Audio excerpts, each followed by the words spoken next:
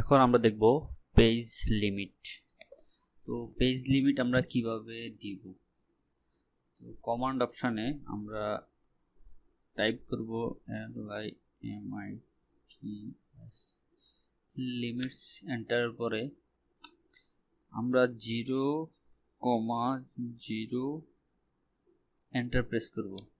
দেন এবার আমরা কত লিমিট অনুযায়ী আমরা পেজ নিতে চাচ্ছি, অর্থাৎ আমরা নিতে চাচ্ছি 100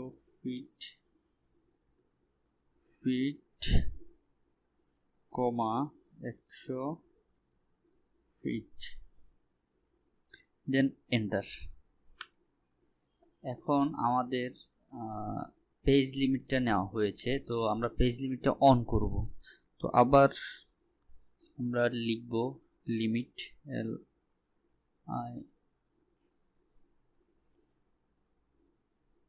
এন্টার।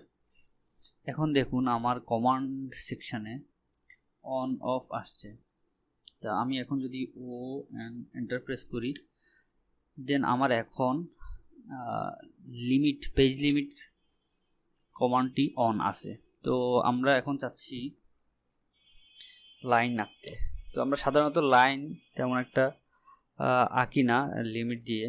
তো এখন কোন পয়েন্টে যে আমাদের লিমিটটা আছে আমরা এখন বলতে পারতেছি না, যার কারণে আমাদের এখানে লেখা আসতেছে মানে আউটসাইড লিমিট, মানে আমরা বাইরে ক্লিক করছি, 100 ফিটের ভিতরে নাই।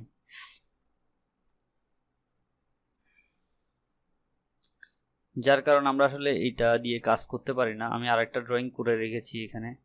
এই যে আমি এখানে এই অংশটুকু পেয়েছি 100 ভিতরে।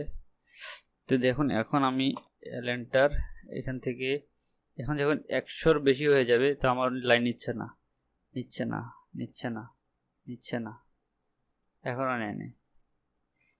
এটার ভিতরে এখানের এই আশেপাশে অংশটুকু 100 ফিট আছে, তো এটা ধরা যায়, এই যে এতটুকু ধরা যায়, এতটুকু।